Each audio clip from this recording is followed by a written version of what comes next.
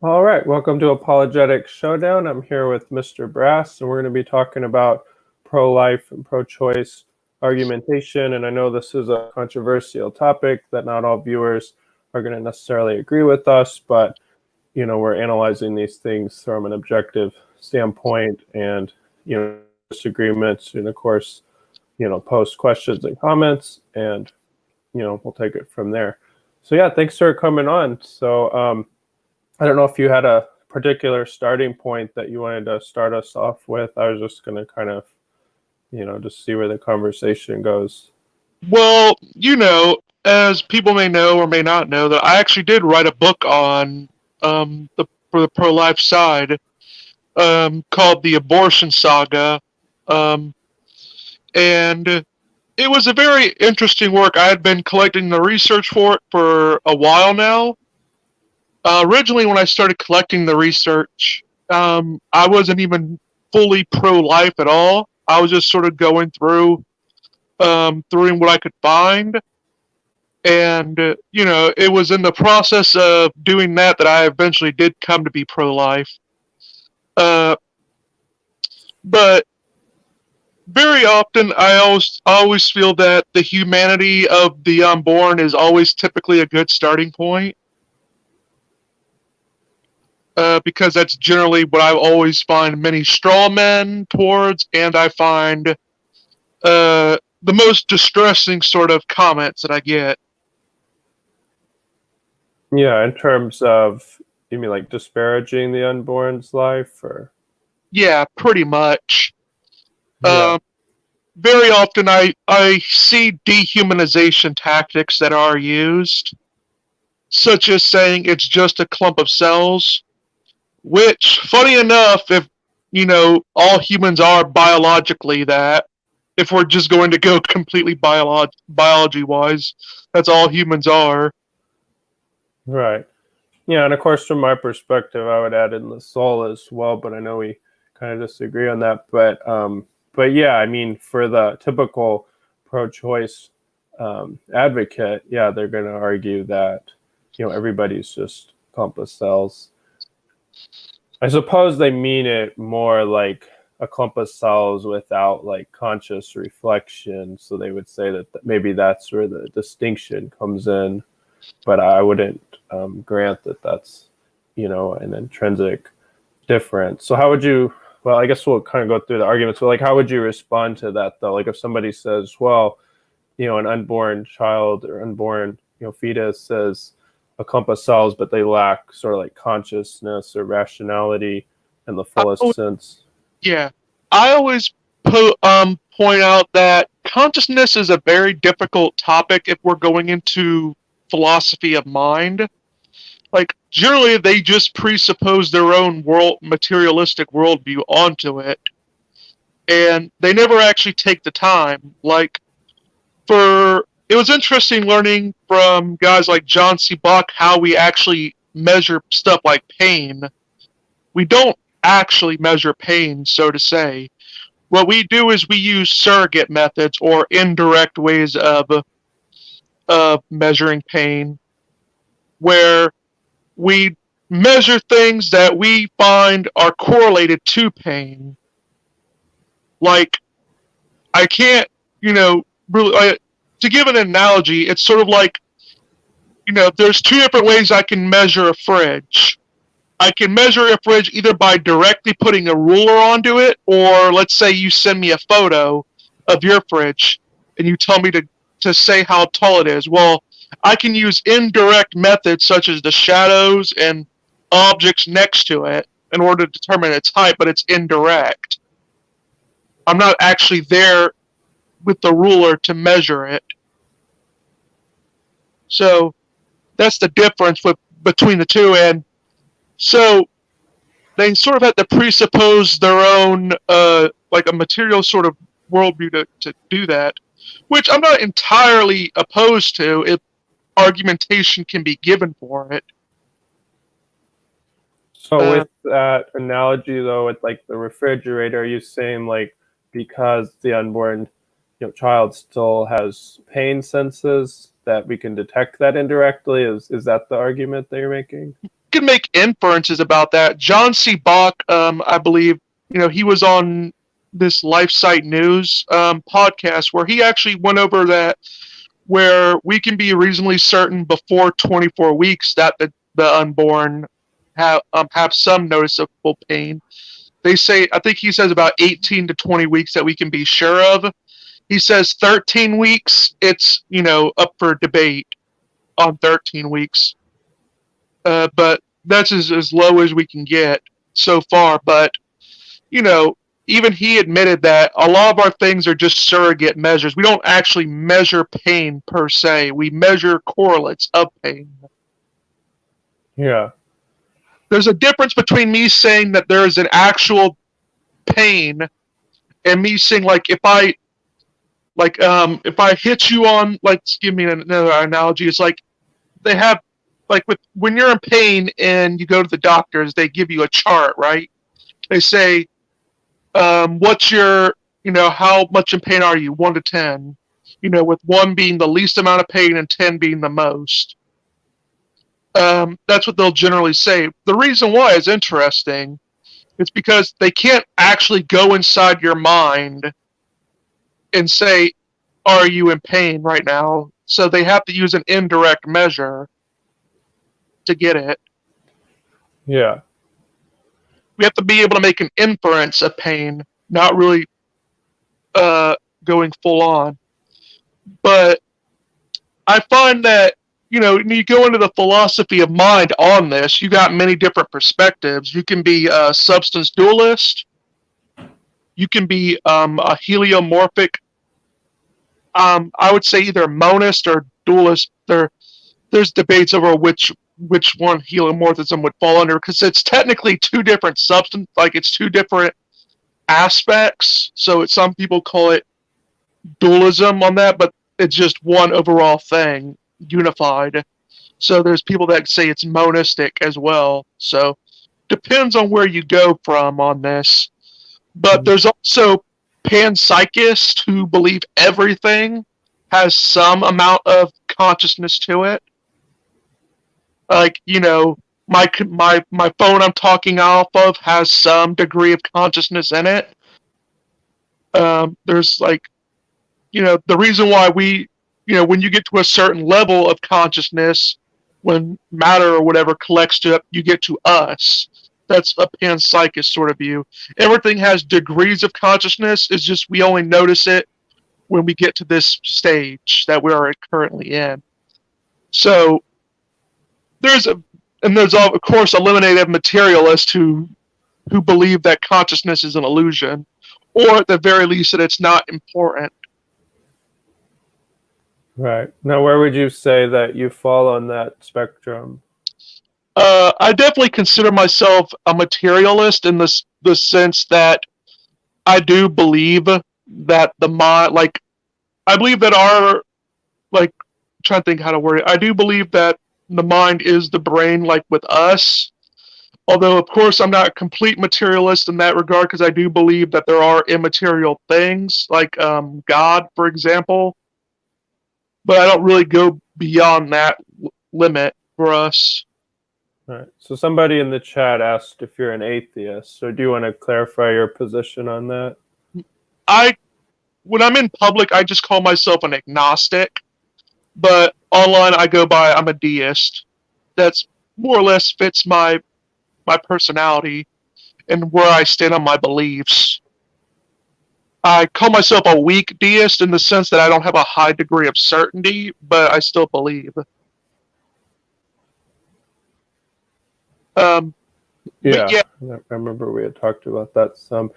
So somebody also brought up idealism, or excuse me, that's not the right chat. Oh yeah, that's something that inspiring philosophy and many others like Keith Ward go for, which they raise interesting points. I'm not entirely convinced of it, but I do think it is something that you can't just dismiss out of hand. Yeah. I would say I lean kind of in between probably more towards the hylomorphic type perspective. Probably be the closest to my perspective. Mm-hmm. Yeah. I mean, it's very, heliomorphic dualism is very popular amongst Aristotelians and Thomists. Although Aristotelians have a very different perspective of the afterlife than Thomists do. Right. Yeah. Traditional Aristotelians, they hold to heliomorphism, but they believe that the mind and brain, while separate in a sense, they are needed for one another. So that was Aristotle's perspective, where he believed that while people had a soul, it needed the body to survive on. Right. Right. And then that gets into the issue with individuation, and where Aristotle and Plato kind of differed on that. So, well, we're getting more into philosophy of mind. I want to get to some of that, but people are asking about this, so let's stick on this for a second. So somebody says, perhaps, what do you think about philosophical zombies as a defeater for physicalism? To me, I think the whole thing of philosophical zombies, this is David Chalmers and how he put it. I honestly do think that it's sort of a non sequitur to a lot of things, because I'm trying to think of how to word this greatly, but if you had a robot, that was not conscious but could say that it was conscious, could you really tell it the difference between a robot that actually did have consciousness? Both the robots could say that they're conscious, but only one actually was conscious. It would just seem that there's an extra oomph that is given to consciousness that I don't really think is really granted. Now, I don't go as far as maybe some eliminativists and say that consciousness is just not existent. I just say it's unimportant. Yeah. Well, I guess with the philosophical zombie argument, my understanding is you wouldn't be able to tell from just looking at the atoms or the the molecules and such whether a being was conscious or not. So if you're going to grant that consciousness is real, then it seems like there's something extra, and then, or at least like qualia or there's something extra there to the mind beyond just the matter that we're observing. So it would seem to go beyond, a reductionist kind of materialism, is my understanding. And it seems like I find that a convincing argument. There is definitely other ways. I always do notice that, if you ask different philosophers what they mean by philosophical zombies, you'll get different answers, because a lot of them, they hold on to the philosophical zombie analogy, but many of them don't like how Chalmers put it. So there's 1,000 different framings. It depends on even one of my friends, Johann Rotz, who's a friend of Inspiring Philosophy, even he admits that it's not really well defined in the philosophy of mind of what even a philosophical zombie would look like, or how to even define it. And that just goes into a problem of consciousness with how to do it. Now, I do think that, just to get back on abortion and stuff like that, I try to make as many arguments that don't include personhood in the premises at all. I remember I gave you my book. Well, you think you bought it, I believe. No, sorry, I haven't gotten it yet, but I hope to. But in my book, I try to give as many arguments that do not involve the notion of personhood. I do that deliberately. I think that issue can kind of confuse the debate a little, because it's a difficult topic to debate. So I agree that probably avoiding that issue will make the debate a little bit easier to tread. Well, then there's plenty of good debates that one can go for it. There's many different arguments. I can't remember, his name was Marquez or something like that. I can't remember. Where he did the future like ours argument, where even if a fetus is not currently like us, it's not a person, it still has a future like ours. And the whole point of part of why we see killing as wrong is because it deprives someone of their future that they otherwise might have had. And that applies even though a fetus may or may not be a person, he leaves that to the side. And he says that, it's no doubt that a fetus has a future like ours. If not, if no one killed or anything, it would grow and have a future like ours, and that's sort of what makes it wrong to kill it. Yeah, I haven't heard it, that argument with the title, but yeah, that's the type of argument that I find to be pretty convincing. Because yeah, I mean, if we allow the fetus to grow, it's going to continue to grow, and as you said, have a future like ours. So it does seem like not seem like we are taking away its future. So I find that to be a compelling argument. I do want to pull up one from the chat. Mind Onion says, one can argue for pro-choice without denying the unborn as a human life with all the rights entailed. I usually don't see arguments against that position, and I think it's the majority pro-choice position. There are definitely some more, I would say, educated pro-choicers who they don't deny the humanhood, although you'll see this on Fox News. You'll see this like pro-choicers on different news networks that they'll all say, oh, well, it's not human. I'm like, what else can it be? It's like, I actually made a meme out of it where I took an embryo of an elephant over time, and at the very end, I just replaced it with a human. And I said, this is what pro-choicers think embryology is with humans. And it's like, well, no, it's sort of like this logic. Like, any two members of the same species, they can only produce another member of their own species.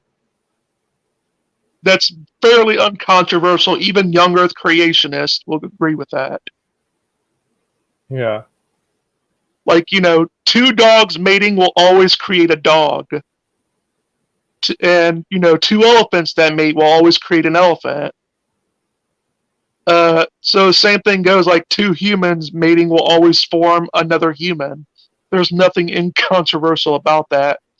But that is something that I often see. That does now. There are more, like I said, educated pro-choicers who do know the science better. That will say, yeah, we grant it's human. But there are, like, I do speak to that audience a lot on Twitter that they don't even accept that it's a human. Right. And it seems like the argument they'll end up making this weird kind of, well, I think it's weird, sort of subjectivism, like, well, it's not human until it leaves the womb or something. And I'm like, okay, so like your location determines whether you're human or not. Like, it's things like that end up just reducing to absurdity. Well, yeah, that goes into the viability argument, which viability... But some will define humanity that way. They'll say, well, it's not human until it actually leaves the womb. And it's like, well, different people can be born at different points. Like, I was born at 7 months. It's like, it just becomes radically subjective. And it's like, think of the ways that people can use that type of argument to justify anything. Like women, and if you're this race, or you're not human, it's ridiculous to follow that line of logic. Well, yeah, and it also goes into this sort of absurdity, because there are times when a woman needs surgery, I think I can't remember what it's called, scoliosis or whatever, where a woman will need a surgery while she's pregnant, and what they'll actually have to do is remove the unborn briefly out of its location so they can do the surgery, and then they put it right back in. So by their logic, does that mean it went from human to non-human in like a span of the minutes or hours of the surgery? Right. Yeah.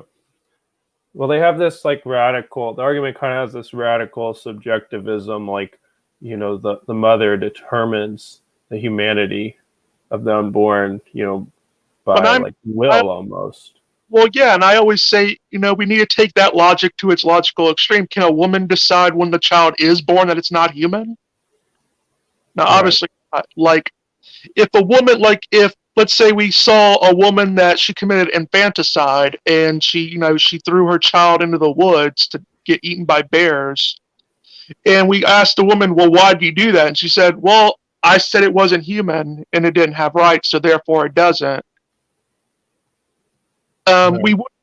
We wouldn't buy that as an argument. We do think that that the humanhood and personhood of a person goes beyond what the woman subjectively feels.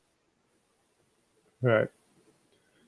Now, one argument I wanted to get to, and some people in the chat were bringing it up, is the violinist argument. Now, I feel like this argument is one of those arguments that it's like when you hear it, it's kind of, I think it throws a lot of pro-life people for a loop, but to me, it's obviously problematic, and it, like, the more I think about it, I could spot some flaws, but I think it's kind of hard to spot some of the flaws at first. But maybe you could lay out for us what that argument is, and then kind of deconstruct it. Well, yes, the violinist argument is all about where, let's say, you wake up in find yourself strapped back to back with a violinist, like with a tube running, like connecting you to his kidneys, and you're filtering blood to him, and you're wondering, wait, what the hell is happening here? So basically, what happens is that the Society of Music Lovers have kidnapped you and forced you to be like a donor to this violinist, and they'll say, like, the doctors there will say, well, if you just stay hooked up to the violinist for 9 months, he'll be able to just leave on his own. But if you cut him off now, he'll die.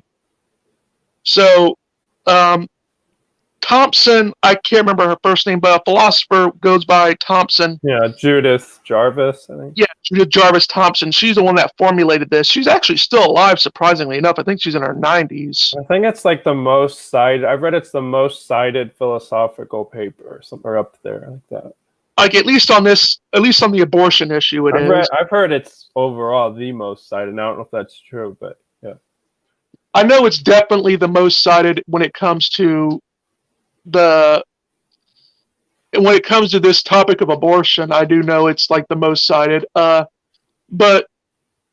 many people have pointed this out, but the entire violinist argument assumes one major principle, that we are only obligated to do things that we consent to, that we formally consent to. And well, that does seem intuitive, that we consent to things that, like, we obligate ourselves to things that we consent to continuously, but that's not always the case, obviously.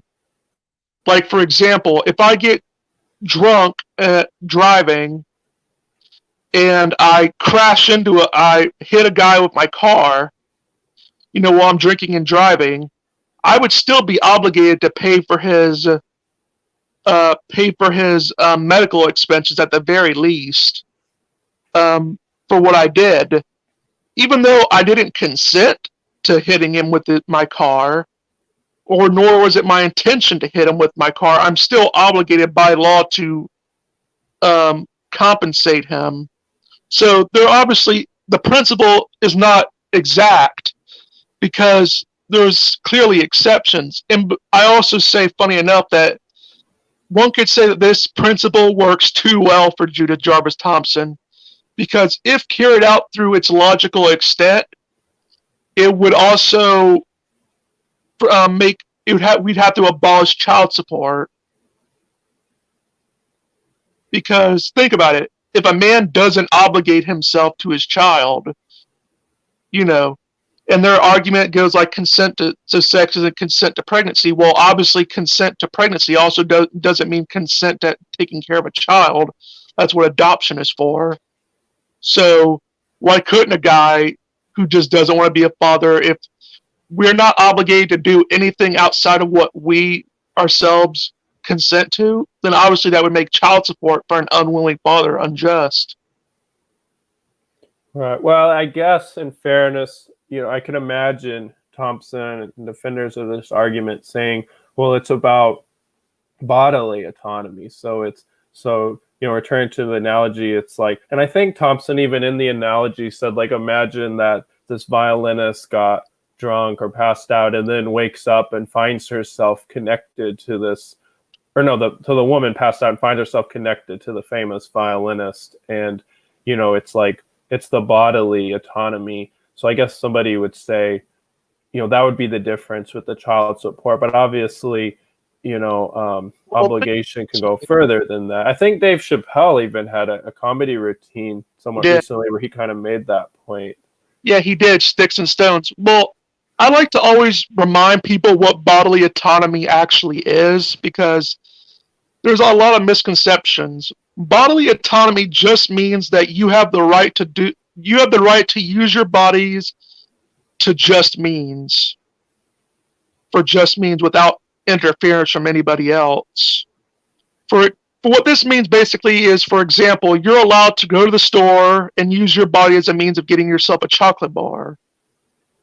And I would also say no one should be allowed to just tackle you and forbid you from using your body in that way. However, there are cases where, obviously we have laws, and all laws ultimately make a claim on your body. When you think about it, a law against theft is saying essentially that you're not allowed to use your body as a means of acquiring something that is not yours. Right. We make all kinds of laws that can violate somebody's body, and directly or indirectly. So yeah, well, I mean, just merely appealing to bodily autonomy doesn't seem like a strong enough point. Well, to me, I think it's circular reasoning in some cases, because it goes sort of like this.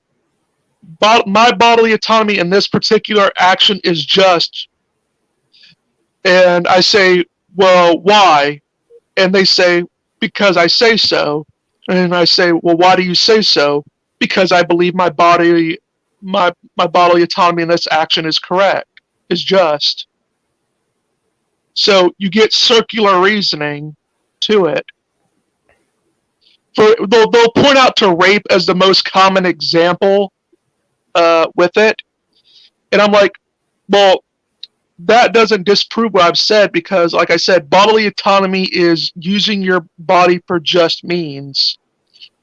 A rapist is not using his body for just means. He's actively violating someone else's way of using their body for just means.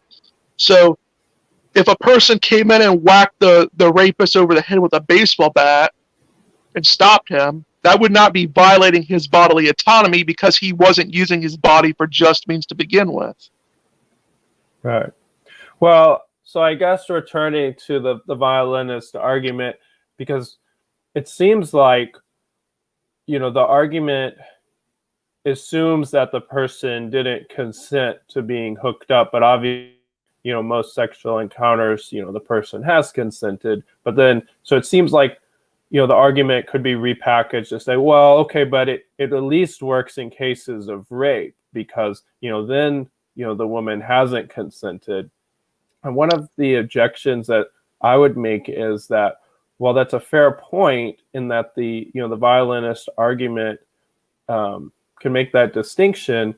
But I think that the analogy itself within that argument actually kind of breaks down, because it leaves out the idea that, and I don't know how to phrase it, but if we were to make the analogy more proper, the woman would actually cause the violinist to need her. See, in this example, it's like the violinist affliction is totally independent of the woman, but in reality, I mean, the woman, and of course the father as well, have actually forced this child into existence. And then it's like, to me, there's a kind of causal element that gets left out within that analogy. And to me, then the analogy really breaks down. Because then Well, there is there's a kind of direct relationship then. But yeah, go ahead. well, yeah, and another thing is that the violinist in this scenario is just a random stranger. It's a person that you don't know about. It's a person, but Thompson would have to have, like, in order for people that really propose this would have to believe that we have no, like, a mother has no more right, special obligation to her own child as she does a complete stranger. Which Right. is absurd. Right. It blurs that distinction about the mother-child relationship. Yeah, that's been another criticism. Yeah, and like I always go back to the child support thing to show how funny it is actually could work against them. Where, for example, imagine,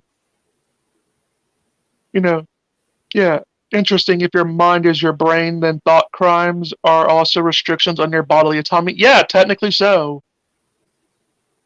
Like, ultimately, all laws of society are all telling what are good uses of your body, what are good, just means of your body. And often, a thing that I often hear from pro-choicers is that they say you want to take away a woman's choice for abortion. Well, they don't understand how laws work. No law takes away your ability to choose to do something. It just penalizes violations of it. Right. For example, I could make if I became president, I could make 1,000 laws on rape. I'm showing just how bad I think rape is and make 1,000 new laws. But at no point have I actually removed the rapist's ability to choose to rape someone. The only thing that I have done is made a harsher penalization for when he does choose that. So you can't really take away choice from someone. You can just penalize the choice that they make. And, people will say, oh, well, you want the woman to be arrested or something. Well, no, I don't. Now, there are some fringes I've noticed on the pro-life community that actually do want that. I don't take that position. I'd say that if anyone should be arrested, it should be the doctors and the higher-ups that should be arrested, not the mother. Right. And now one argument that I've heard, and sometimes I've seen this like on Twitter, they'll say like, well, the fact that pro-life people don't think that the mother should be arrested shows their true colors. And it's like, I'm thinking, no, that doesn't follow at all, because like it shows, and what I mean is shows that we don't really think abortion is murder. And it's like, that doesn't follow at all, because you have to take into account how society influences people, which is one of the reasons why I think abortion should be illegal, even though people say, well, people might carry out abortion anyways. I'm thinking, yeah, but the laws teach people who don't have as developed of a conscience, especially, what's acceptable behavior towards other people. So it's like when people are told that abortion is okay, like some people will say, I've heard this argument, it's a terrible argument, but they'll say, well, it's legal, so it must be okay. And I'm thinking like, well, slavery used to be legal. So it's like you have to recognize that I think there are people who undergo an abortion and not fully understand what they're doing, but it's still objectively, a murderous action. Well, yeah, I mean, technically I call abortion homicide because that'd be more legal terminology of it. Although, if you're a Christian or religious, you can say it's murder in the biblical sense. So, you can, because there is technically grounds for that, because in the Bible, murder just means to kill predatorily. Like to kill as a lion does a zebra. Something like that, like a predator would. So one can do that. And one also can note that another difference in the violinist argument is that you are not directly killing the person. The violinist has a condition already that you had nothing to do with, and when you unplug him, you're not like taking a chainsaw to him and cutting him up. You're just letting him die from his condition. It's the difference, I would say, between failing to be able to save someone from drowning and actively pushing someone's head under the water for them to drown. Right. In Well, both cases, there's a dead person, but the intent is different.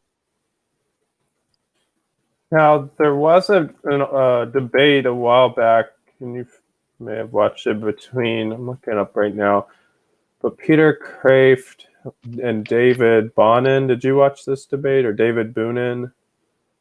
It was about 10 years ago. Well, anyways, he argues something like David Boonin's, the pro-choice defender, and he was arguing something like the violinist argument, and somebody made the point that you made, that in most abortions, or at least in many, there's actively depriving the life, like taking a violent action, not just like allowing the person to die. But what he said is, well, yeah, his argument only worked for abortions that allow the child to die, not actively taking their life. But of course, that still seems like a murderous action. Well, if you're putting together a situation where someone will die, then you are killing them, in my view, because, by this argument, sort of logic I have noticed is that, if a parents take their newborn child and just leave them out in the woods, well, that's okay. They're not actively killing the child. They're just letting it just sit out in the forest on its own. Right. Which, it's stupid, because if you are creating the circumstance by which they will die, either through neglect or through through neglect, or by it being the blood on your hands directly by like taking a chainsaw to it, yeah, you are actively killing them. That's why we noticed that if you hire a hitman to kill, like if I hired a hitman to kill you, I'm not rich enough, but if I hired a hitman to kill you, I would still be charged for murder, even though it wasn't my hand that killed you. Because I created the circumstance by which your life would be taken. For the love of Christ, who is ever not held accountable on the basis of ignorance to the law? I would say insane people for the most part. Like, now, if someone is truly insane, and it's very rare for even legitimately insane people to get the insanity plea to them. But even for like the insane, if someone's shown to be truly insane and not have known the concept of laws or the concept of what's right and wrong, those people would be people that we punish so in a indirect way, where we'll send them to a facility to be taken care of. Right. Which some people that have been to those facilities will say is actually worse than prison. Like, there's some people that would much rather be in prison than be in those facilities. And why is that? Because some of them are so understaffed and so poorly funded that you're fed nothing but really scraps, and you're mistreated by the doctors that just simply don't care about you in your life. So you get mistreated. So there's many people that have lived in those facilities that say, we would have much rather been in jail. We'd have been taken care of much better in prison than we would have been in this facility. Yeah. Mind Onion asks, can someone use deadly force to separate themselves from such a situation? I'm not sure. This goes into what I was saying. Like some people will use this argument for in cases of rape. If someone's intruding on your bodily autonomy, you're allowed to kill them in self-defense. The people that say this, they don't know what self-defense laws actually are. It would not work in a court of law, because here's the thing. You're not actually allowed to kill someone, even a violent offender. What you're allowed to do is use lethal force. That is force that might kill the person, but not necessarily. and you're only allowed to use an amount of force proportionate to what the crime is. And you would have to be able to, like, that's why even police officers, when a police officer kills a person, the police officer has to undergo a little trial of their own, where they have to prove that, for one, that there was the appropriate amount of force, two, that the aggressor was not making any attempt whatsoever to stop, and three, that they continued anyway, with their force, despite being told to stop.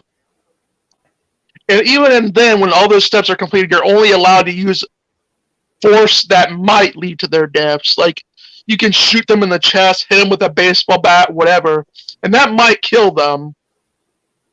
Or even shoot them in the head. That might kill them, but, that's what it means to use lethal force. So, and even then, if a guy legitimately breaks into your house, beats the crap out of you, but the moment he sees you have a gun in your hand, he backs away. He turned his back and says, I give, I'm done. If you were to shoot him in spite of the fact that he gave up, you would go to jail for murder. Well, I guess, I could imagine pro-choice defenders saying, well, while the child is not a conscious aggressor, the unborn is still an aggressor that doesn't stop. Now, I wouldn't, of course, characterize it that way, but I could imagine them making that kind of argument.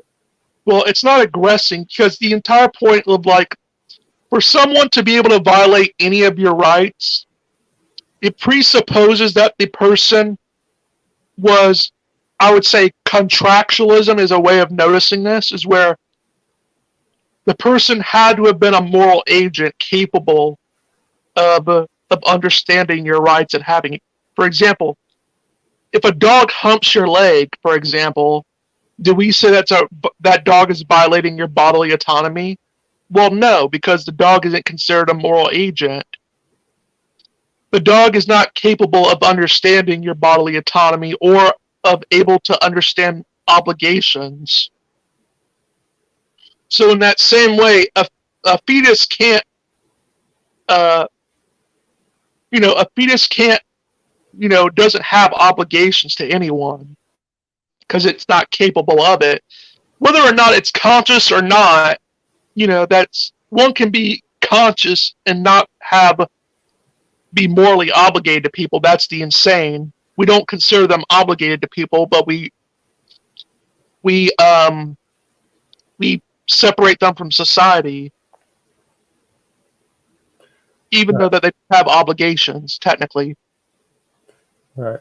Well, and I would also, reiterate where, the mother and father, of course, are still causally responsible for the unborn being in the situation it's in. So, like in the example of, the dog or an aggressor, it's not like if my body, say, and obviously this is just a made up example, but say like my body shot out a tentacle at somebody and forced them to start coming towards me, it would be ridiculous to then say, oh, well, then I have the right to kill them because I have to protect myself because I couldn't help it that this tentacle came out. Well, it's like, yeah, I couldn't help it the tentacle came out, but I'm still responsible. Like, they couldn't help it that they were attached by my tentacle, is the way that I look at it. So that's where I really feel like this whole violinist kind of argument just really is not analogous, and it kind of overlooks that subtlety.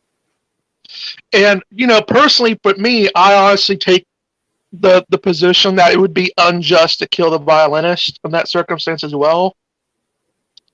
Now, I agree. Right, that's what I'm arguing. Yeah. Can we use deadly force if a person insane and thus not aware of right and wrong? Well, you can use force that might lead to their killing. That's what you can do. It would all depend on the circumstance. Like, if he's seen your gun, because this doesn't matter about their insanity or not. It matters about, a person could have an IQ of 150 and be perfectly sane, but if they're violent and you've given them the options to stop, you've given you've told them to stop and they're still carrying on, you can shoot them no matter what their level of sanity is and try to.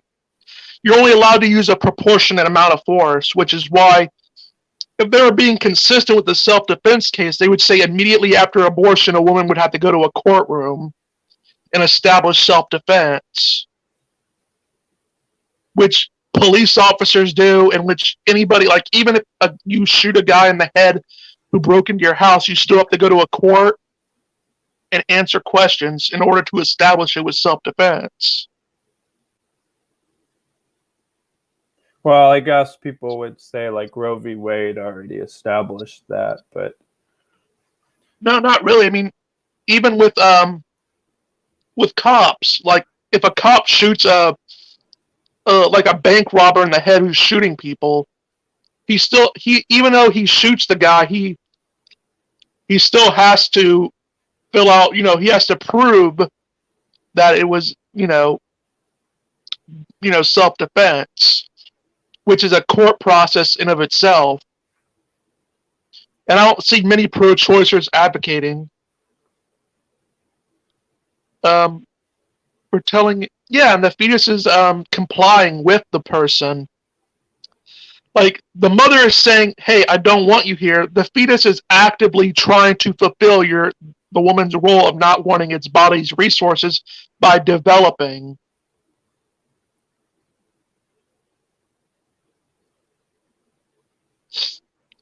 Yeah, but I mean, it's like this. If an insane person got frightened the moment you had a gun in your hand and they wanted to leave you alone after that, then yeah, you wouldn't be allowed to shoot them because they would no longer be a threat to you and they would have given up.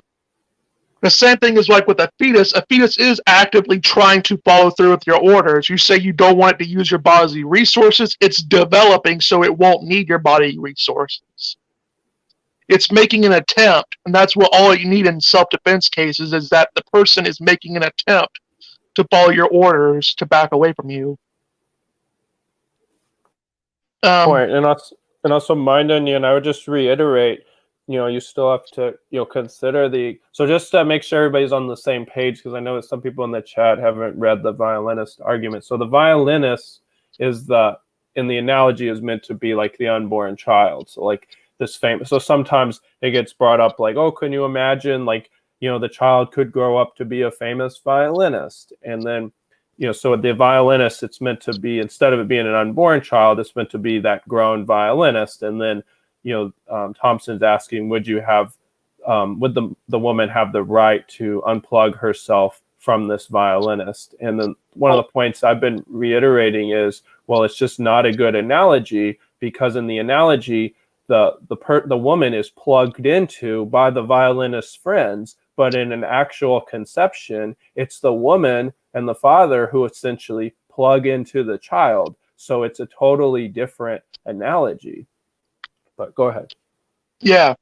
Another thing is that I also make the argument that no, you shouldn't be able. Like, it depends on the violinist and what was the violinist a helpless party in the matter? Was it just like I like to say, was it a fan club of his, like the Society of Music Lovers, were a fan club of his that forced him to plug you in because they liked your music or whatever?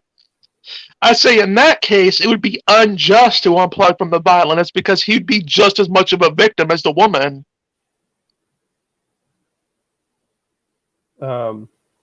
Sorry, can you repeat that point? If, let's say the violinist, for example, he was an innocent party, where basically there was this fan club, the Society of Music Lovers that were just completely insane. And they kidnapped him while he was like in his coma from his kidney ailment, and then he plugged that woman into that violinist because they wanted to keep him alive. He didn't consent to it. He didn't tell the people to do that. And so in that case, I would think it would be unjust for the woman to be able to unplug from the violinist because it would essentially be punishing the violinist for what the Society of Music Lovers did. It would be, I like to say, like, this is how I go with rape and stuff like that. With the cases of rape, we don't even send rapists to the death penalty. So, I mean, it would seem stupid to say, well, the rapist's life matters more than the unborn who had no choice in the matter. So, I find that it's just stupid, really, that, like, so I would say it would be unjust to punish someone for a crime that they had no intention of carrying, they had no part in, like they had no choice in. So I would say, just as it would be wrong to punish a child for its father being a rapist, it would also be wrong to punish a violinist for something his fan club did to him that he had part in. Now, I'm curious. So, since you said you had changed or had come to embrace the pro-life position through studying it, like what do you think was maybe like the most convincing argument that you found? Or maybe we already touched on it. But well, I believe the impairment argument, along with the future like ours argument, were sort of arguments that did it for me. And sorry, go ahead. The impairment argument. Yeah, can you spell that out for us? Well, yeah, the impairment argument is basically that it is wrong to impair a being. Now, it doesn't matter if this being is a person or not. We would say it's wrong to impair a dog by, let's say, breaking its legs.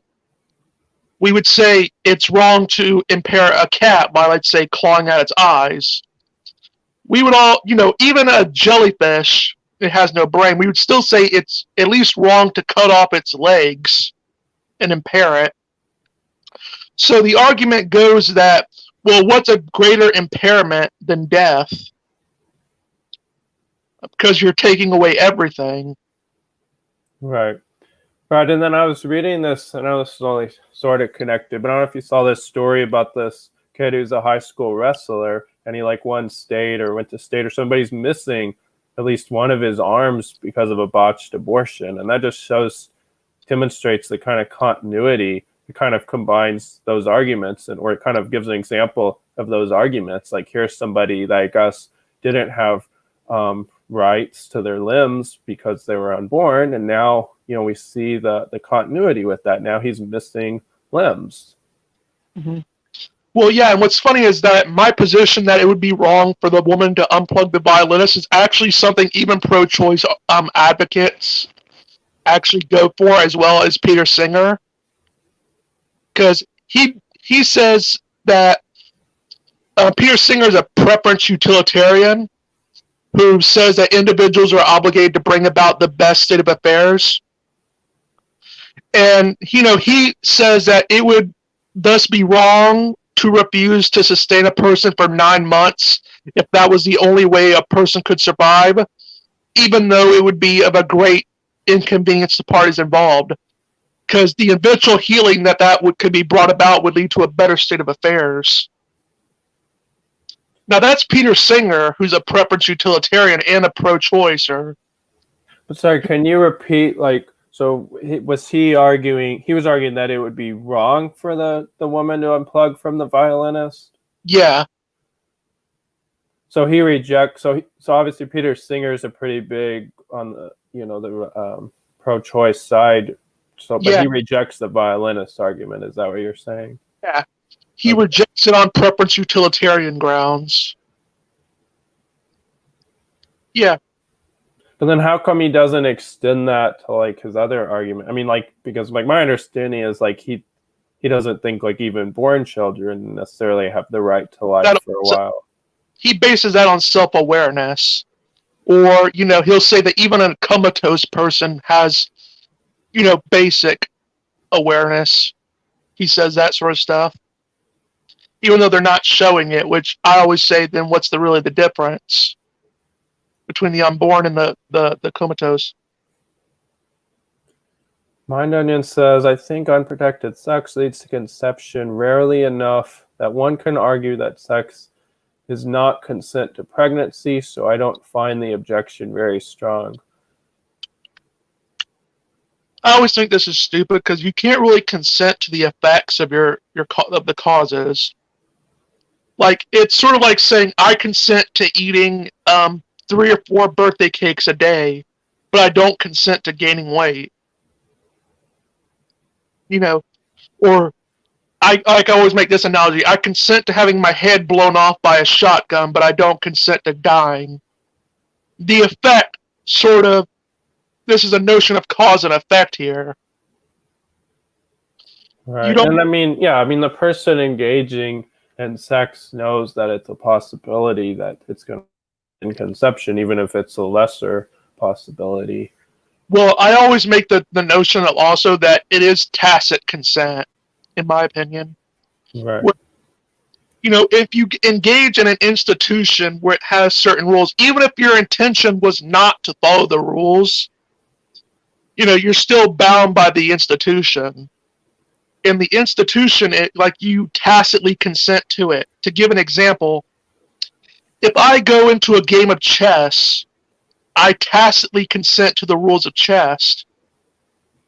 Even though my entire intent may be that I just want to flip the board after my 5th turn, or something like that, I still tacitly consent to the rules of chess, and I'm still wrong when I don't follow them, even though it wasn't my intent to follow them, because I was within the institution.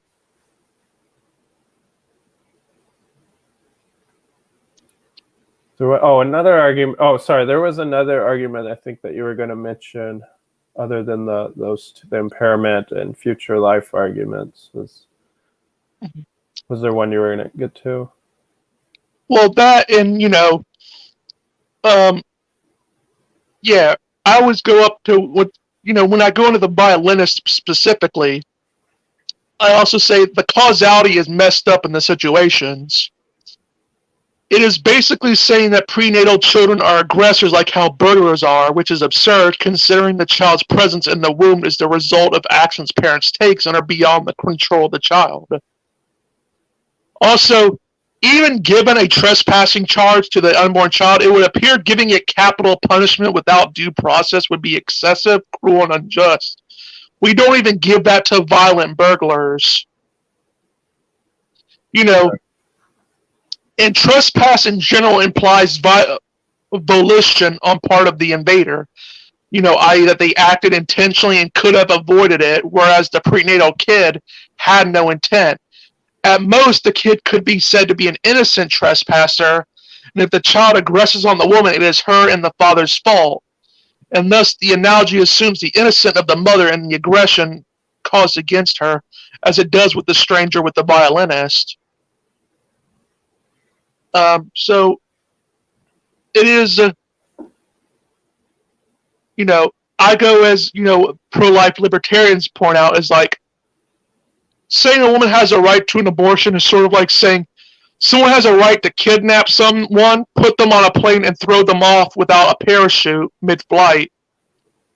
There seems to be no right to endanger others without their consent and then intentionally or negligently fail to protect them from harm.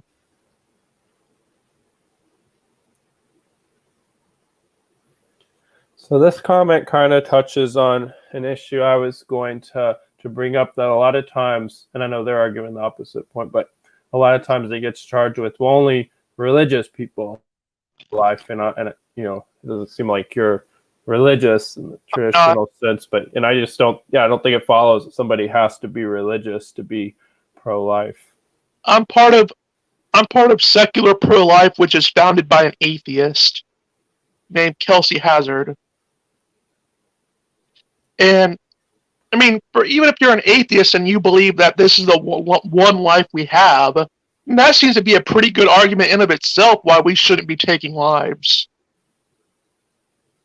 Because if you believe that there is no afterlife and this is the one life we get, that sort of gives you a good, strong reason to not want to take life. Right. Whether Yeah, it be I've always thought that as well. Right. It's like from a secular standpoint, it's like if you think there is no, not to say that it would be justified under religious grounds either, but it's like, yeah, I don't see how the religious issue really factors in. It seems like, yeah, it's kind of a red herring. Well, yeah, I mean, I always find it funny like this is that, in my experience, pro-choicers bring up religion more often than pro-lifers are. I could make atheistic arguments against abortion, and they'll say, "Oh, well, you're just a fundamentalist Christian." I'm like, "No, I'm not." Right. I'm like, I'm not even religious in the traditional sense. Right. Yeah, and yeah, and I would say that this is like, and I also go into the impairment. We would consider it wrong to impair a dog for just out of your convenience, right? Like if I just said, you know what, my dog is a pain to walk, so I'm just going to go in there and I'm just going to break its legs. We would consider that immoral, because there seems to be no right to impair something for out of convenience. So, what is death but the ultimate impairment? Because you're taking away not just its ability to use its limbs, like you do. Spartan Theology. What's the book called? Yeah, and that was a little bit earlier. He was asking about what your book is called. The Abortion Saga by Baron Bonifer Brass. Yeah, and people could find that on your Twitter, right? And I could post a link to it as well. Yeah, it's on my Twitter. What I generally do is, since I can't get on Amazon currently, I'm going to perhaps work on that in the future. But for now, what someone does is they can send me $5, and I'll send them the PDF file from their email, from my email. And that's just generally how I've been doing it so far. Yeah. And so I say, so I'd say just as it's wrong to impair a dog for no good reason, it should be wrong to impair a fetus for no good reason, or simply out of convenience. So think about it. This takes nothing of personhood into consideration. Right. And I also say, even if it isn't a person, it doesn't follow that they don't have a right to life. I mean, we have laws protecting leeches, trees, and animals from being killed in many cases. So, and none of these things are what we would call persons. So I would say that, just because something isn't a person doesn't mean instantly that you have the right to kill it. And I would say that even if it isn't a person, it could be the case that we have indirect obligations to it. For example, let's say a dog may not be a person. The reason why we should not allow me to impair my dog is because we know from studies that people that hurt animals are often very abusive, and that tends to be one of the stages that leads up to someone being a serial killer. So we would say, while we have no direct obligations to a dog, we do have direct obligations to people, and allowing them to kill animals, like just for no good reason whatsoever, unjustly, would be wrong. So a dog and animals could benefit from indirectly from us having obligations to each other. If you can mean. Yeah, I can hear you. There's something else I was going to ask. Oh, what do you think about the argument? I'm not sure if I think this is the best argument or not, but I see it as some plausibility for the pro-life side. So sometimes, I can't remember what it's called, but it's like sort of a benefit of the doubt. Like if you saw something that might be alive, you should give it the benefit of the doubt that it's, alive. So you wouldn't just like shoot at it or something. Oh yeah, this is the person in the woods argument. Right. Like, if I believe that there was if I was going hunting and I believed like there was a 50% chance that this thing that looks like a bear might actually be a person, I wouldn't take the shot. Right.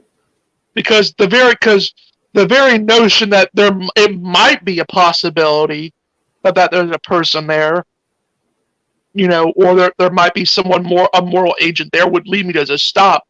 I even go as far, even if I knew that there was only a 1% chance, I would still not take the shot. Right. Because that would be just because even if it isn't a person, I'm not taking the shot. I'm not risking it. I'll play it safe. So one could say that with the fetus is that, where even if it's not a person, we should, even though it might be debatable whether or not it's a person, we should err on the side of, we should do risk assessment and say, but let's just treat it as if it is a person. Even though we can't be sure that that's what their argument would be. Right. Yeah, and it seems like it's a reasonable, argument. I think something one I usually go for, but yeah, I think it's a reasonable argument. I'm pretty much out of topics on that. But was there any other arguments or points that you wanted to emphasize? Well, I recommend anyone that wants to engage with some of the literature of pro-lifers. I recommend, for one, where I get my impairment argument from. It's a paper by Perry Hendricks. Even if the fetus is not a person, abortion is immoral. The impairment argument. This is a good paper. I would recommend people. Obviously, there's my book, where I list that along with, I would probably say at least dozens of others. And another one is that the entire attachment also doesn't work, because they'll say that they're a woman's attached to the fetus. That's where the bodily autonomy goes. But we'd say, there's a paper by philosopher Dr. Kenneth Einar Hema called Thompson's Violinist and Conjoined Twins. You hear me? Yeah, I can hear you. Yeah, where basically he says that, obviously that a conjoined twins named Joe and Tom,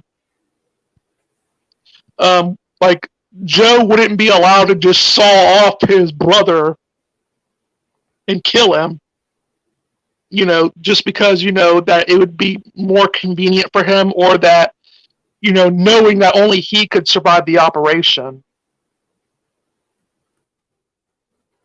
So we would say that there is some, just merely being conjoined doesn't really work for them. Right. Yeah, I see that. Would you be interested? I don't have anybody lined up or anything, but would you be interested in debating somebody on this topic? I mean, I could some other time. I'm eating right now. Oh yeah, I didn't mean right now. I meant in the future. Yeah, maybe in the future. I'd have to study a bit more, but I could. Yeah. Oh well, I'm sure you know more than most people that are going to be debating. But yeah, I'm trying to host more debates on this channel. I've done a couple, but I was just wondering. Debate channels are pretty popular. Yeah. Well, my debates I've hosted have gotten more views than other discussions. Most of the time I'm hosting discussions on this channel, but people tend to tune in more for debates. But yeah, one other point I want to bring up, and you may disagree with me on this point, but I think sometimes people forget that some contraceptives can act as abortion as well, not just like Plan B, but any chemical contraception can prevent implantation. And what some medical practitioners have done, as far as I've read, is just redefine conception as implantation, when conception was traditionally defined as fertilization. And to me, that's a huge injustice, and a lot of people don't even know that. Well, I mean, even with Plan B, I believe they even notice that they call themselves abortifacts.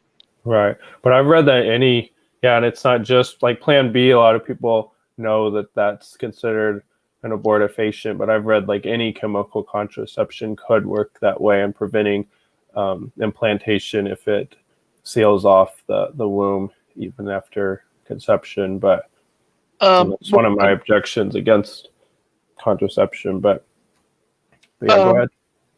Another thing I always like to bring, like that bring up a lot, is that if abortion was made illegal, millions of like hundreds of thousands, if not millions, of women would die. I'm like, no. For one, I always like to tell them that they have a very low view of women on that sort of perspective, because they believe that women would be so reckless that they would go to that length to prevent a pregnancy, for one, rather than just carry through it.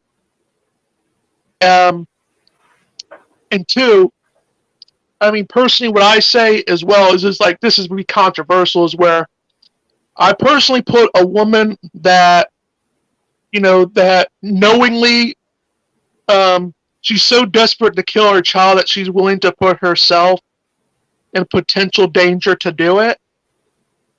I personally put a woman like that on the same moral category as a terrorist. But do we really mourn when a terrorist who goes into a building and goes in there trying to shoot up as many people as they possibly can to further their political agenda? Do we really mourn them when they get shot, even though that they knew going in that there was a chance that they might get shot at? We don't really, like, I would say I would feel bad for the family, of course, like even the terrorist's family, because they probably maybe not even known about it. I feel sorry for them and the parents of the woman in her immediate family, but I wouldn't feel particularly bad for the woman in that circumstance. Yeah. Well, I would have sympathy for anybody who's lost their life or is put in harm. But I hear what you're saying, that I hear the point that you're making, that a woman would still take into consideration all the factors and such. I don't know if I would argue the point that you're arguing, but I hear what you're saying. Mm-hmm. So Mind Onion came back with, they wouldn't have had independent bodily autonomy at any point if they were conjoined from birth. So I guess that was about the conjoined twins. Well, here's the thing about that. It still should say, in the paper I referenced about that, they actually said it doesn't seem to be that there'd be much of a difference if they became conjoined 1 minute after, like, the other, right? Let's say for a brief span of 1 minute, they were, like, in the womb. Like, they weren't connected, but then they became connected the minute after. It would still seem, so it would say that they both had an independent existence for a span of 1 minute. But it would still seem like in that case that a woman, like with the case of the conjoined twins, that it would still say that the twin couldn't just kill his brother in order to, because his brother was being an inconvenience to him and was tying him down. Right.